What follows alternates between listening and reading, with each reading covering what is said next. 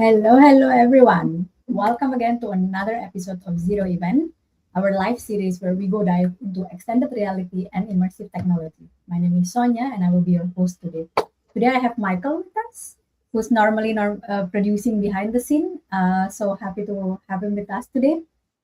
If you're watching from LinkedIn or YouTube, drop a hello in the chat. Let us know what you do and why the topic caught your attention. And feel free to send your questions along the way, and we will pick it up at the end on the go.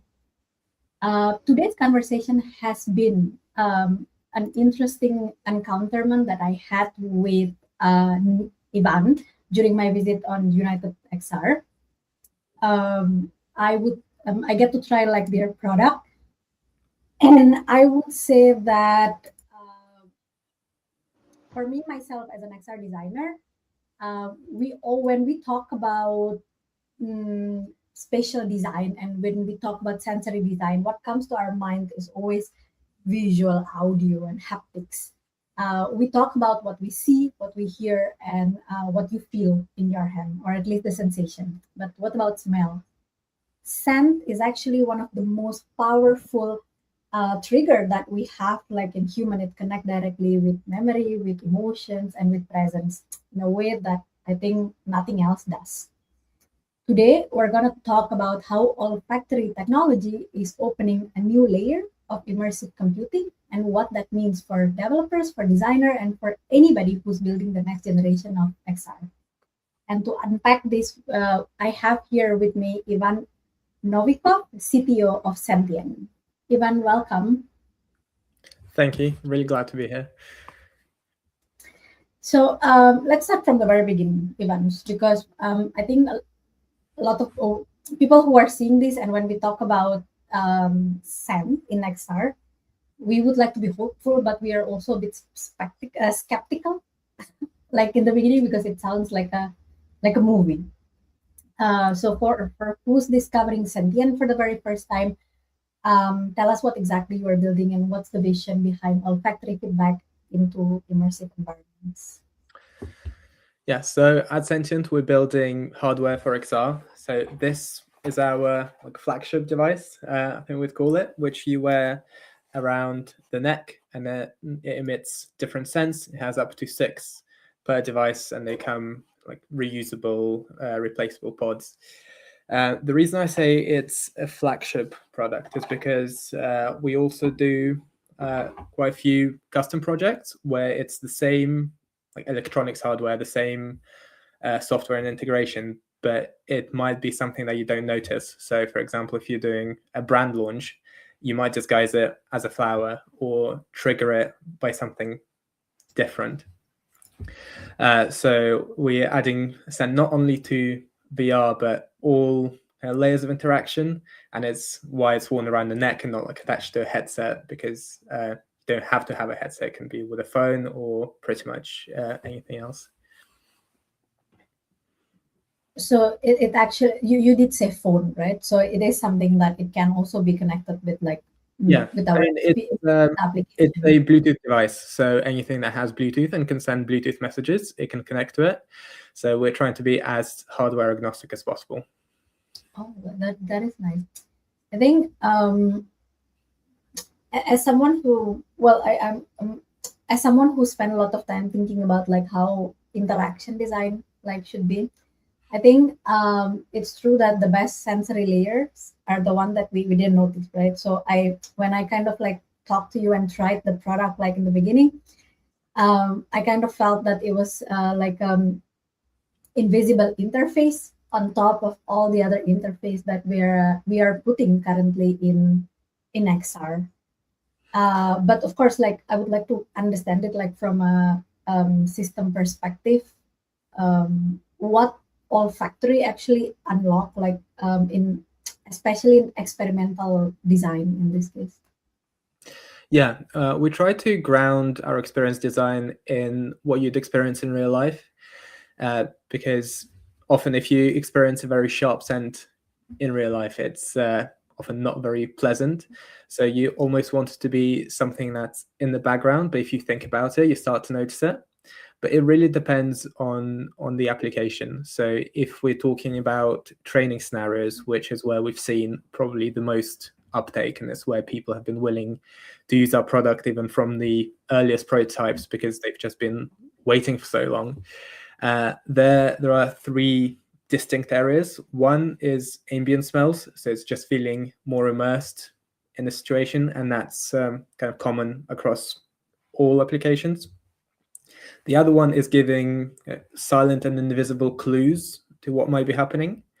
So an obvious one is a smell of a gas leak, which in one of our first third sessions, we went to see how firefighters train in VR, and the person in VR, someone leaned into them and literally said, "You now smell gas," and it was very evident at that point where the gap is.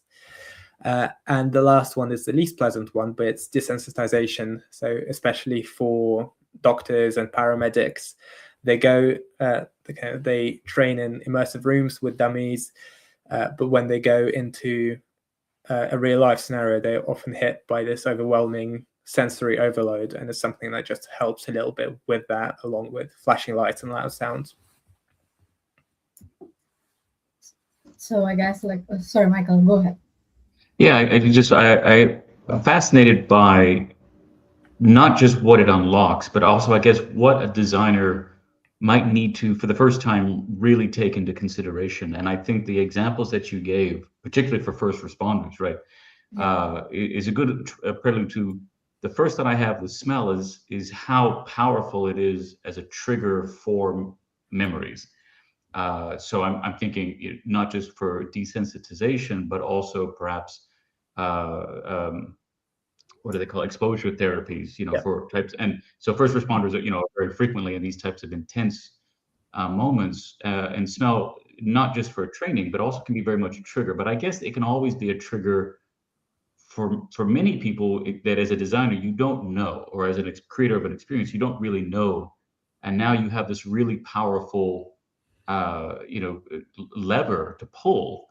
But I'm thinking that just comes to mind. So I wonder if that has come up. Is this extra powerful impact on audiences or users that that led to you or the people, the clients and the designers that you work with to kind of reconsider how they actually design an experience? Yeah, of course. I mean, smell is so closely linked to memory. That's why if you walk past a particular smell and suddenly you're like, oh, that's exactly how my grandma's attic used to smell when I was 5 years old. And experience designers can utilize that, especially if they're working with brands who know their exact scent formulations of their product. So they can invoke that memory experience and add it to their experience design. But something, because it's such a new modality that people haven't really worked with much before, with all the other ones that you've mentioned so far, like sound, visuals, and haptics, it's something that you can turn off straight away. So you can ramp it up and then in an instant it's gone.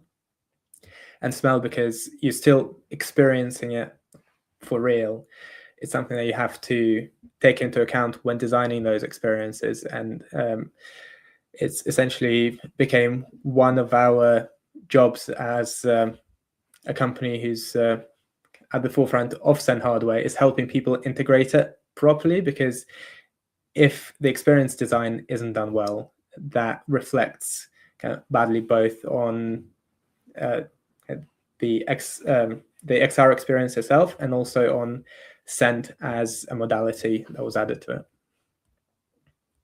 Is there any framework that you guys use? I know you said that you work to either with the Unity developers, or for example with a certain project or certain brand, right?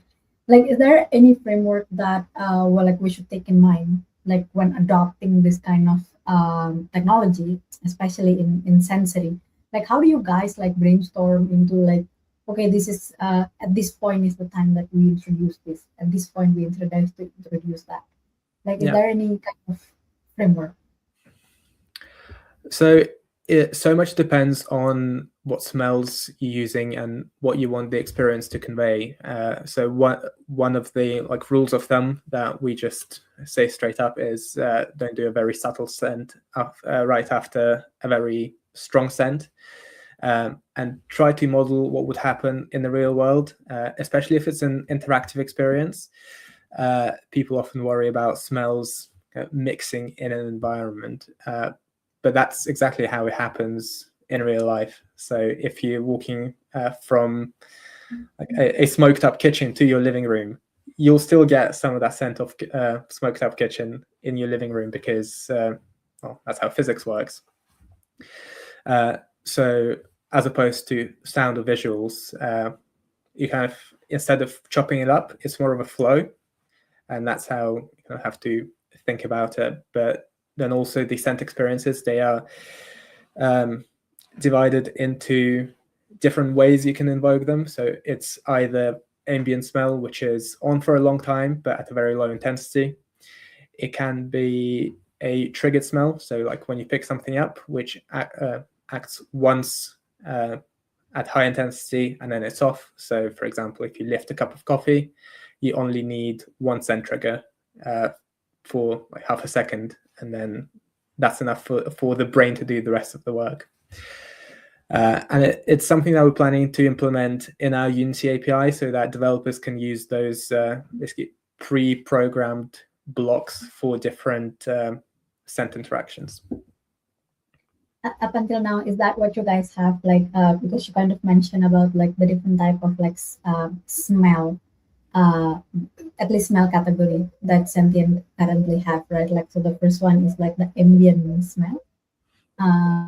Yeah. So within and go, please. Yeah, in our like scent catalog, Yes.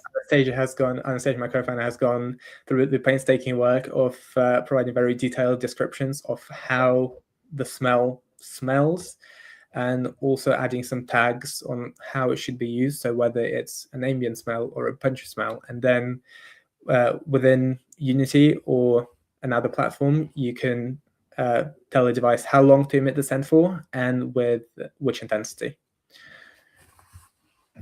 That's super interesting. Yeah, because I think that would be like the very first framework that anybody who's actually designing with this technology would look at, right? Like, okay, what's the category of like of smell, and then like how long probably it should be, and where am I going to apply it?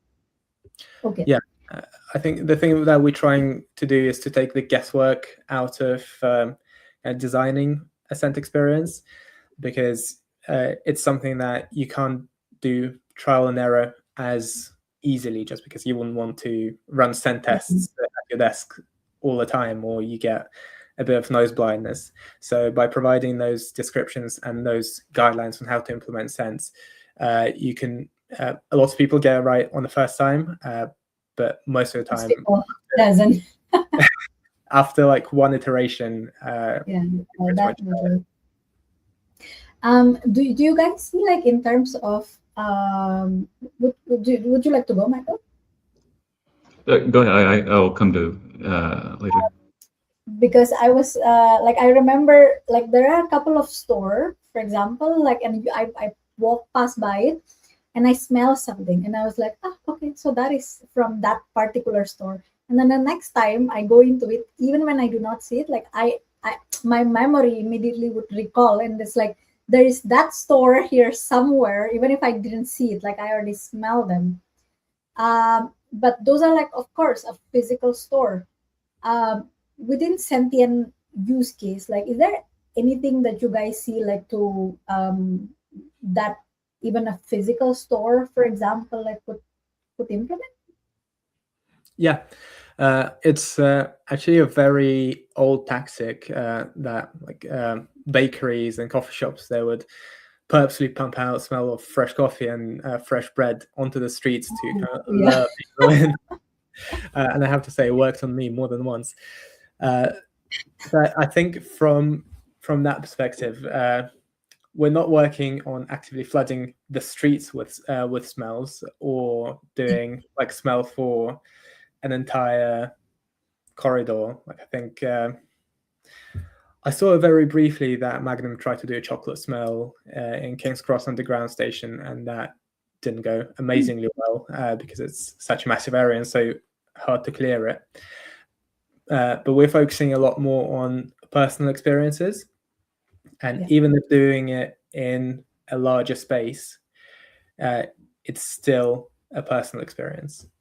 And then especially working on events like brand launches, I think that's where it's very powerful, because the visuals can be amazing, but I think that fades a little bit. But the smell, if you smell it again in the store near the door, comes back very quickly. Yeah.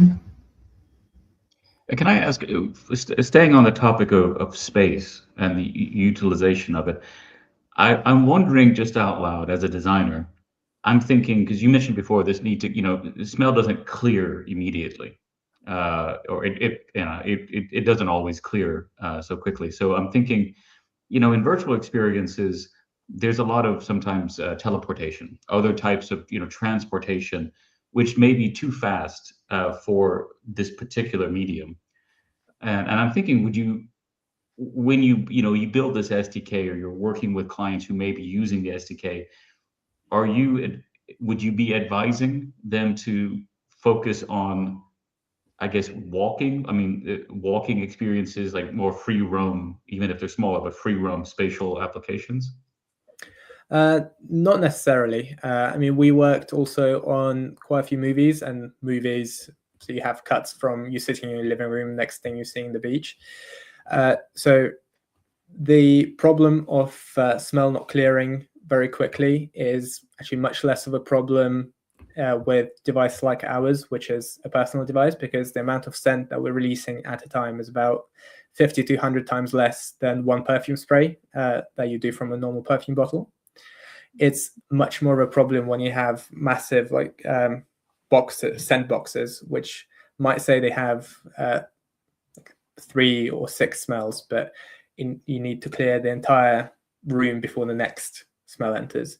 But with this one, because they're so volatile, they disappear very quickly. So even if you're doing one scent consistently, it takes under a second for it to kind of go away. And in terms of teleportation or cuts in the movie, it's very simple. You just stop the scent generation half a second or a second before the next scene cut happens. Yeah.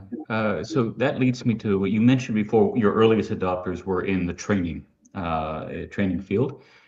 What about the create? And you mentioned brands. So brands are already in that kind of creative space. But what about and you mentioned film now. Can you maybe just talk a little bit more about what is the uptake in the cultural or the creative or the entertainment space? Because it comes up, the conversation comes up of these other types of sensory modalities that can enhance those. So what's the uptake for you guys in that space? We've actually seen a lot more interest and willingness to implement scent solutions, I think, in the last 18 months, I'd say. So it's almost as if at the start of 2025, everyone started thinking, oh yeah, smell, we need to do that. Because before that, it was pretty much only training. And it's been, we've had really good feedback so far in terms of how it's implemented and how the smell is perceived during the experience. Because one of the things that we try to do is really focus on the design. And I think you'll agree, people want to wear less things, not more things. So when you have like a headset, then also headphones, we try to make our devices as minimalistic as possible, which we've done a bit too well because people walk away with them forgetting to take them off. But it's just trying to insert into the experience with as little friction as possible, and with good scent design, it just comes so naturally that people kind of almost take it for granted at the end of it. I think that you mentioned about like 18 months. I think that's kind of like people are starting to look another layer of interface, especially in this entertainment area that you mentioned, Michael. Like for example, like LBVR, like we already have all those like layers, right? Like we have visual, we have audio, we have Maybe haptic if there are walls, sometimes. Yeah. like we have haptic, and then I think like the next step is actually to see like how do people respond like with smell in this case. Okay. Yeah, I think what we're starting to see now is more creativity in how smell is added. So if you're watching a movie just seated in one place and things happen around you, because it's just a Bluetooth device which you can control from any control panel, you can actually add scent to real locations. So if you're moving around the room, add scent to bits of that room, because you know exactly where the person is, you know how to control the device, and it's a fairly straightforward implementation, but it's great to see more creativity in that space. I would really love to see like this catalog to see like how we can approach them. So that leads me to my next questions. We're gonna get a little bit more technical. Uh, I know there are developers out there that are seeing that's gonna be seeing this. I work closely with them like on a daily basis, and I think one of the things that I imagine like them to say is like, okay, how are we going to use this, right? And then the next thing they're gonna say, I think, is like, I will build whatever you want me to build, but where are we going to start? Like, how do you want me to do it? And I think that's kind of where like they're gonna look at the designer and say, okay, how are you going to do it? And the designer probably is going to look at this catalog, the one that you mentioned before, and only like from there, then the developer is going to implement them. So when it comes, I know Sentient has got like the Unity SDK. I remember you mentioned it to me, and I think that's also like one of the core conversation that we would like to have like today. Is that how? What does it ask for a developers today? And like, where does it sit alongside with what's already in the build in Unity?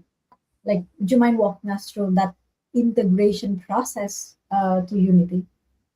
Yeah, so the Unity API is really a quality of life improvement in terms of connecting to the device.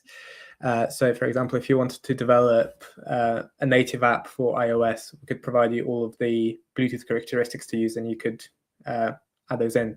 But Unity handles the device connection and has some nice stuff like reconnection if it becomes disconnected for whatever reason. And it also handles the negotiation about the sense. So one of the features which I'm most excited about is how the device knows which sensor installed. So it then tells Unity which are installed. And when a scent is triggered, it checks if it's in the device. And if it is, it's triggered. And if it isn't, it's not triggered. And what it allows you to do as a developer is add however many scent triggers that you want into the experience.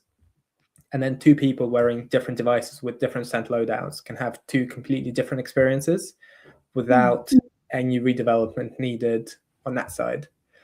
And because we're also tracking scent usage, estimating how much is left. If you have a scenario which is very heavy on one scent, so for example, if it's firefight training, you'll use probably more smoke scent than anything else.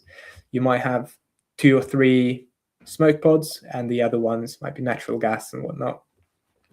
So once one of the pods runs out, it automatically goes to the next one. So a bit like when 3D printers run out of filament, like I have the same filament color installed in this spot, so I'll just carry on using that.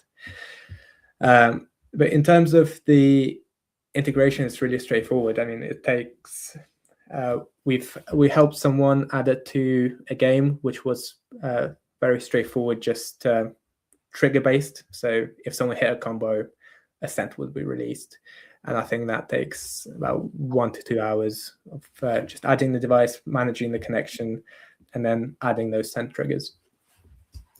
So it depends on like the event that is being made there, so it's connected like that.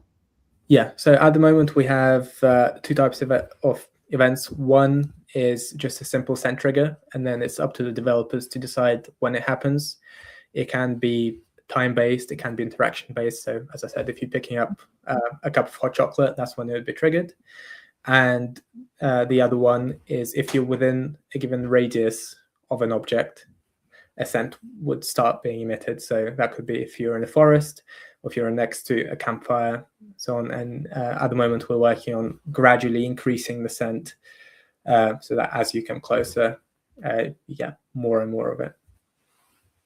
Is there any logic, like in terms of like the timing work?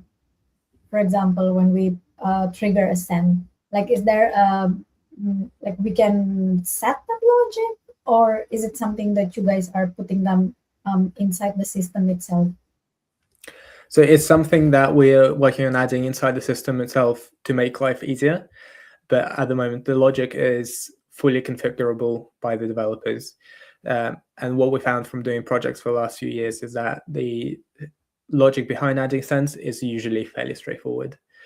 So one thing that we're trying to make easier is predicting or telling the developers how much scent a user is feeling. So if you think about it like a water tank, and with scent, you're kind of filling it up. And once you stop, it starts draining. So basically working on helping to understand, okay, if you want persistent scent generation because you're sitting in front of the campfire, you don't want to add 100% all the time because that's too overwhelming. You might want to add 50% for some intervals, then leave a pause, then do it again at 50% at certain intervals. On that note, are there in this field of sense interactive sense experiences, are there standards? Are there frameworks that you are adhering to that have already been established or verified by some type of some body of other either researchers or producers of scent experiences? So there aren't standards as such. Everyone creating something like this will create their own standard, and then once you try creating a standard for all standards, all you've done is you've created a competing standard. So that's why when approaching the API design, we've really tried to keep it as simple as possible. So the way you interact with the API is the same way you'd interact with a device without the API. We just make it slightly easier to add it to Unity, so that instead of taking maybe 4 hours, it takes 1 hour. But the core logic is just sending a message to the device which says, I want this scent with this intensity and this duration. I know you have the device. Would you mind like showing us and also that regards to how many scent can we add like within the device itself? Yeah, so that's the device, and then it has 6 slots for scents, and it just kind of goes in the back there. So people would wear it around the neck, and it's really we've gone through a lot of design iterations to make sure that if you're running, jumping, or looking at the tables, it stays in one place, and if it slightly shifts, the moment you stand back up, it kind of corrects itself back over. It's pretty light. I remember because that was my first question to you. Like I was like, is it heavy? And then I tested it. I'm like, I'm surprised how light it was. Yeah, it's I think the weight distribution, we've paid a lot of attention to it because I think some people who may have seen us at events maybe 2 years ago may remember the previous iteration of the device, and that was a bit back heavy, so it could twist a little bit. But yeah, with this one, I think it sits really nicely. And then for the scents, they come kind of in the pods, which just go in magnetically. We tried to model the behavior on coffee pods. So our goal was to make the interaction easier than the coffee pod. I think we've pretty much achieved that. How do we actually feel the scent itself? As in the pod itself, or pod into the device? Okay, I understand. We provide, we fill the pods in the device, they just go in back here, and they snap in And then you magnetically. just snap them inside. Yeah, okay. And that's it. And then they track usage. So if it's running low, okay, it flashes a light telling, okay, it's about to run low. But then for the pods themselves, we handle all of the refueling logistics. So the way we work is that we provide pods with the device, and then we can keep refilling them.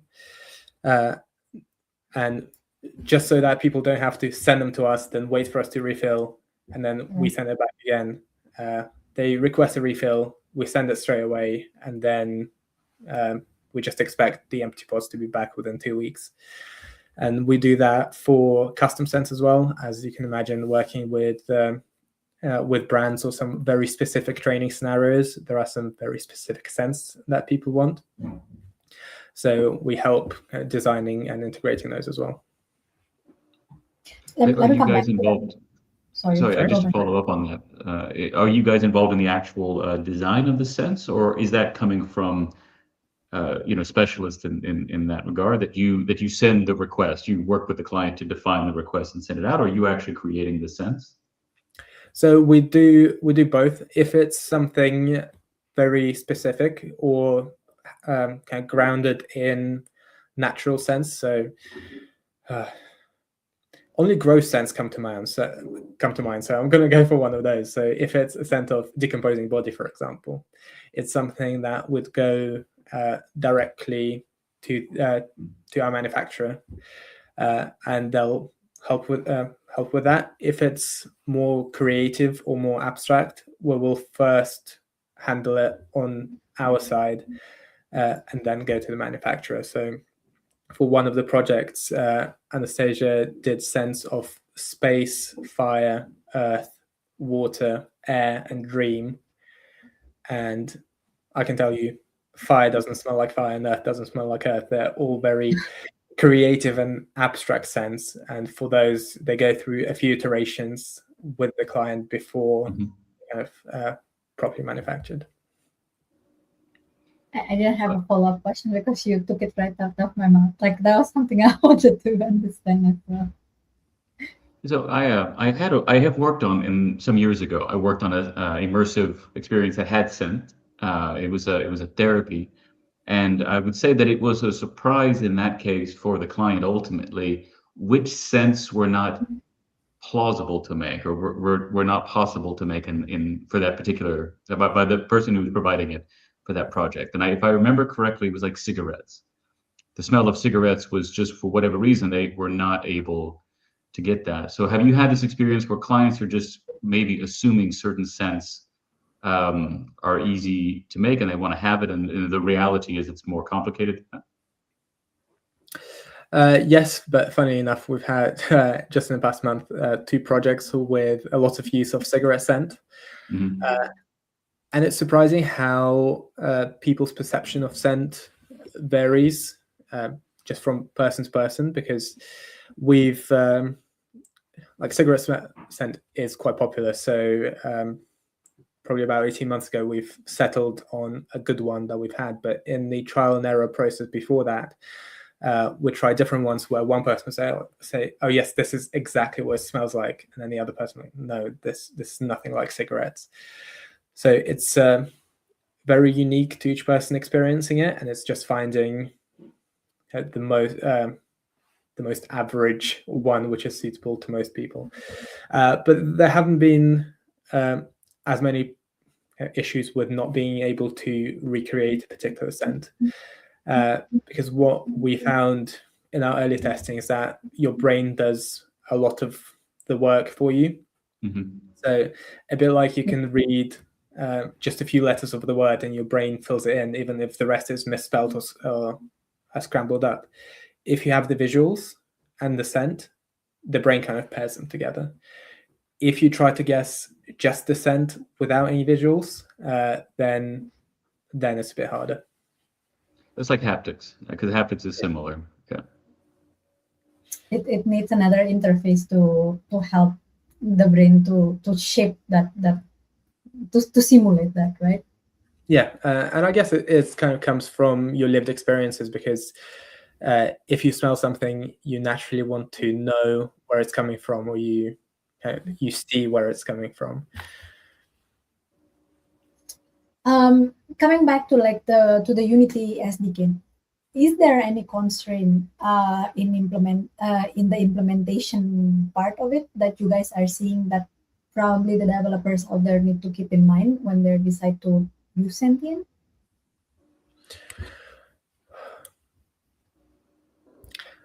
There are only kind of tiny things that you have to account for when designing the experience, and it's really about sequencing different smells. Like, as I said, if you're doing a very punchy smell, and like maybe smoke, and then right after that you go for something very, very mild, people might not notice it as much, just because the receptors in your nose are already calibrated for something quite strong.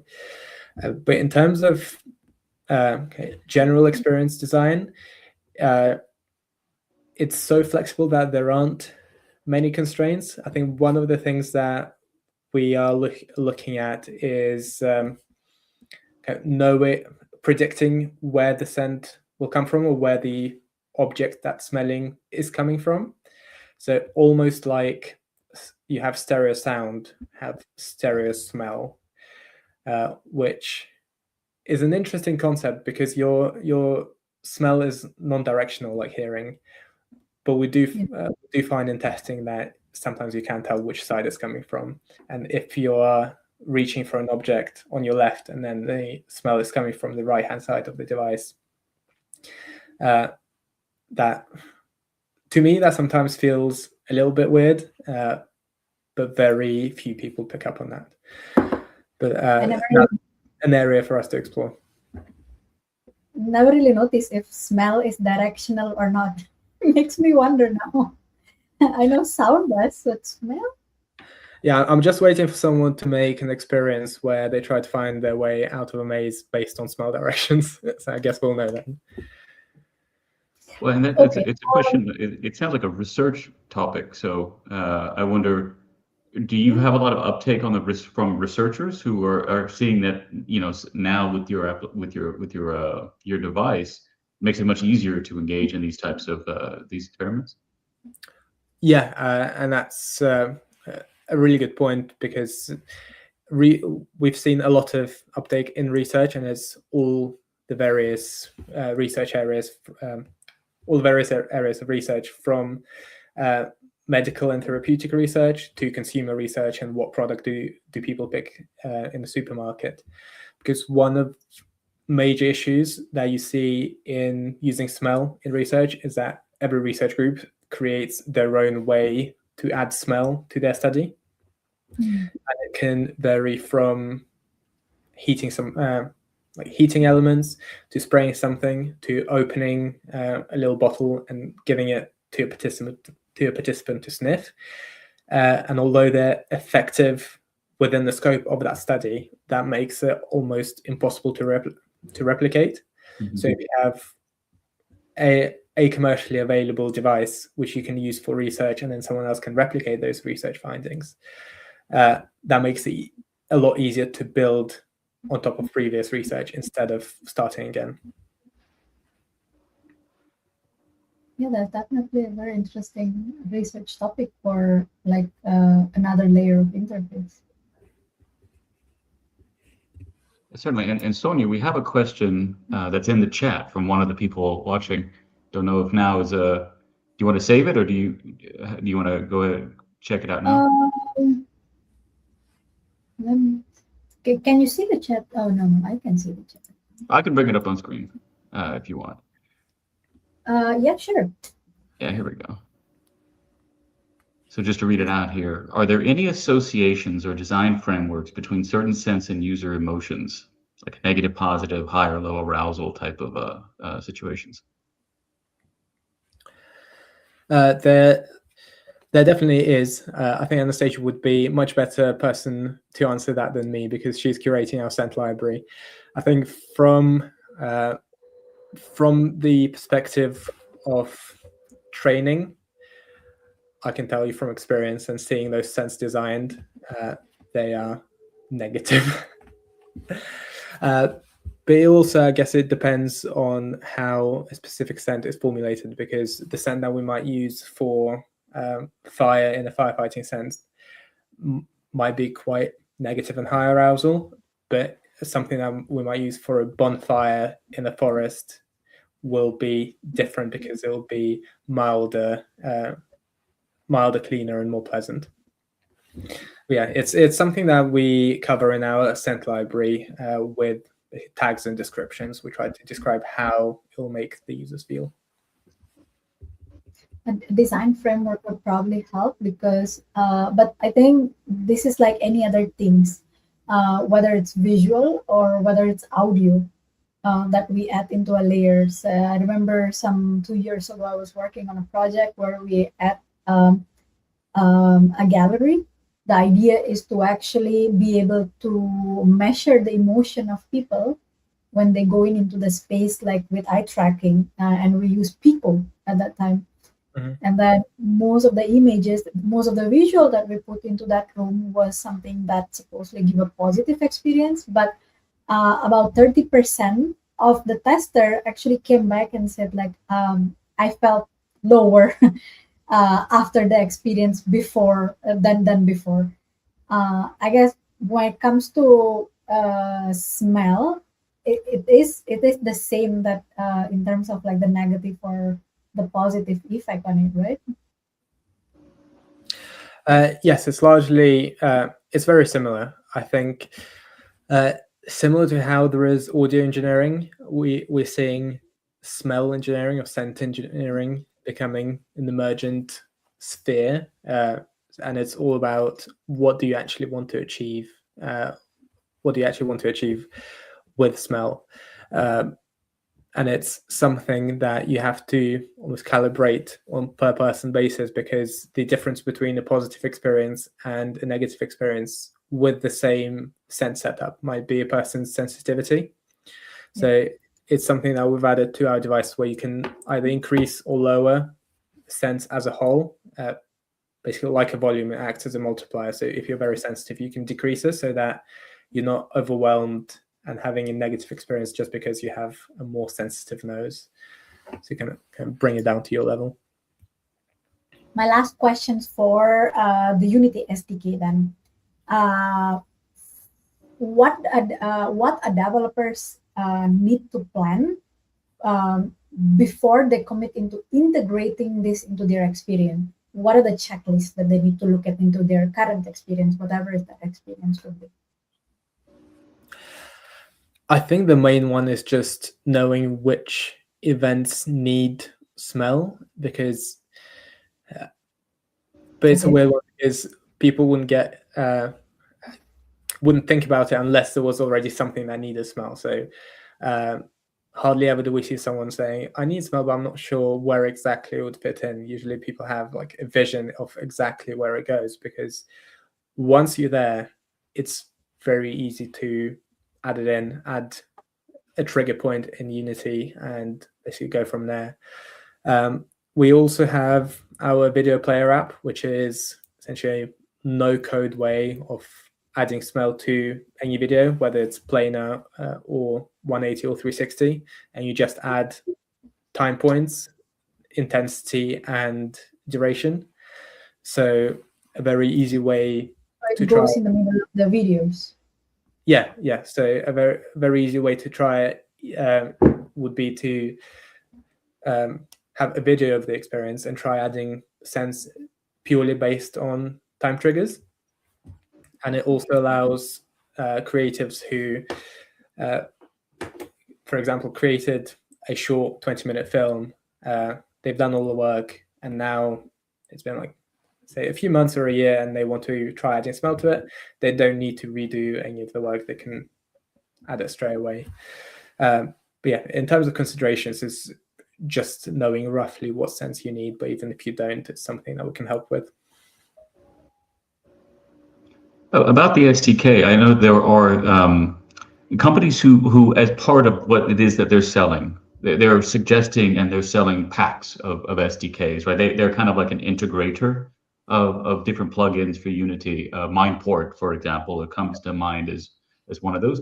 Are you guys actively working with these types of, to make your plugin, I guess, support it, or to encourage others to integrate your plugin into these suites of plugins?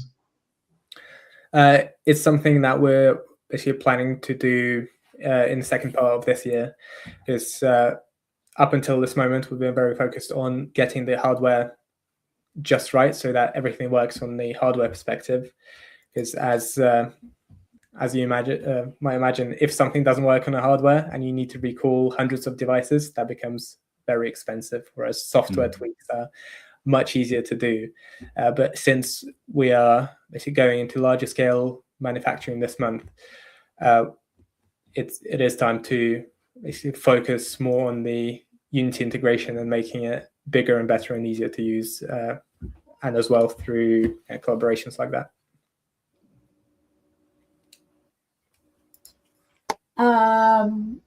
So from what I understand, to recap like our conversation, right?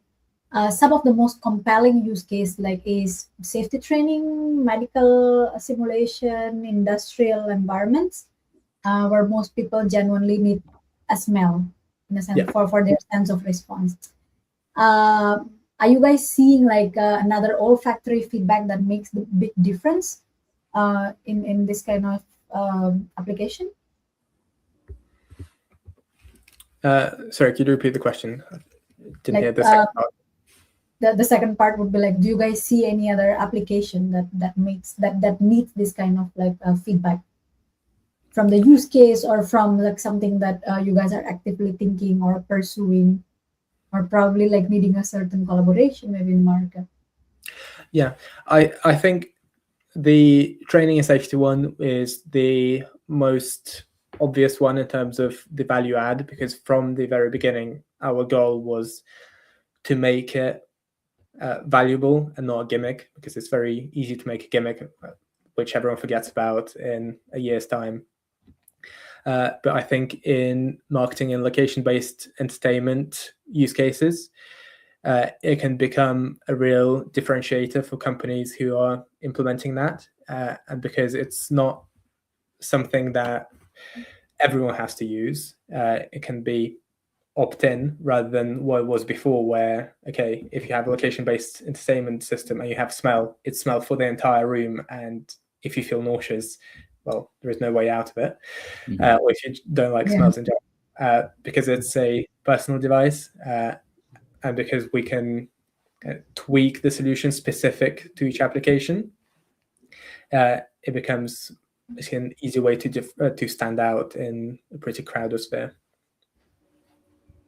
On that point, I think a practical question for those looking to integrate it into like a location-based experience, which we alluded to before, is cost. I often hear people say immediately discount it. They say, "Oh, it's going to be way too expensive." I mean, I'm sure you can incorporate that expense into the ticket price. So it doesn't seem, but that brings up a question we actually have in the chat.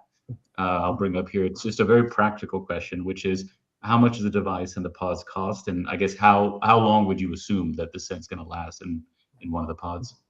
Yeah. So the devices are available for pre-order now on for £9.99 in pounds on our website. So the device comes with 6 pods as standard. The pods separately sold for 250, and then pod refills are 150.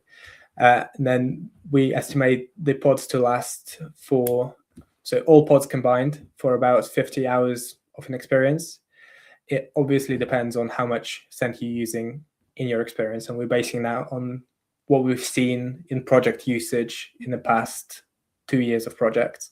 But obviously, if you're only using scent all the time, it's going to be slightly less. So some common sense applied here. But yeah, so that's usually about 2 weeks for a set of 6.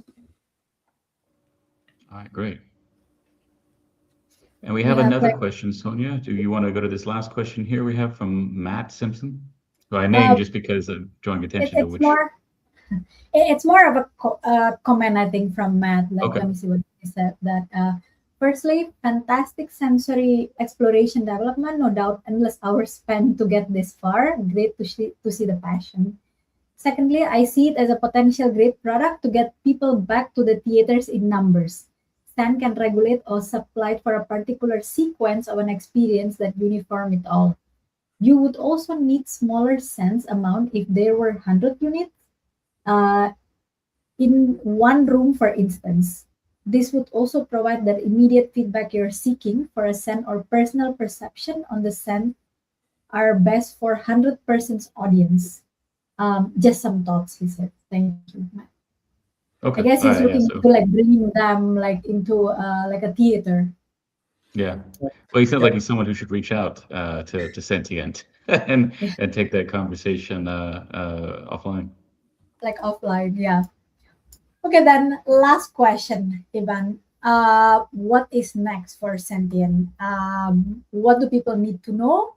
Especially those who are interested, like to either to use it or to probably reach you out for more research, for collaboration. What do they need to know? Yeah, well, I think the main thing that people need to know is that adding scent to experiences is now possible and quite straightforward, and it's becoming widely available in the next 2 months. So all of the information on ordering is on our website, I think, along with the pricing and the details. So I think our goal is to be as transparent as possible and as available as possible, because often people see, okay, if I need to get a quote on the website, that means it's quite a long process to go through that, and it's maybe not quite available. So scent is here, and it's much easier to add to an experience than most people think. And maybe just one question to follow up on that. So Sonia met you guys at United XR, which was the most recent major XR-oriented event. But what other events are in the immediate next few months that you may be at that people can find you at? Try the product, yeah. So we are going to VR Days in Rotterdam in June. In June, yeah, in early June. So we'll have all of our demos there. So if you're looking to try it, you can do it there. Or if you are in the UK, around London, we have to have people at our office to try to discuss their projects. Super. Then thank you so much, Ivan. This has been like a really nice conversation. Honestly, I'm definitely going to read a little bit more about this. Where do you think like I can see like more on the catalog? Like I'm genuinely interested to see them. It should be on our product page on the website, but if it's not, then we'll need to add it as soon as possible. Yeah. I will take a look and let you know if I find it. So thank you so much. Thank you so much for the conversation. Wishing you and the whole team at Sentience all the best. And big thank you, Michael, for joining me. You should join me more often. Thank you for having me. Yeah. Thank you so much for everyone who's actually being with us or who's going to be watching this. If you enjoyed today's conversation, feel free to connect on LinkedIn with me. I share thoughts on immersive design, spatial design, XR product, XR crowd for more live conversation like this, XR for Europe, and Michael Banrover for updates on what's happening across XR industry in Europe. And of course, Sentient. If some conversation today sparks something for you, explore what they're building, whether you're a developer, researcher, or I guess for myself, designer, and all designer out there that ready to add this new sensory layer, I guess this is the right moment to reach out to them. This episode, thank you. This episode will be up in YouTube shortly. So if you'd like to rewatch them, please share them. We really appreciate it. And thank you again for everyone for tuning in. We will see you in the next episode of Zero Event. Ciao, ciao. Thank you. Thank you, everyone.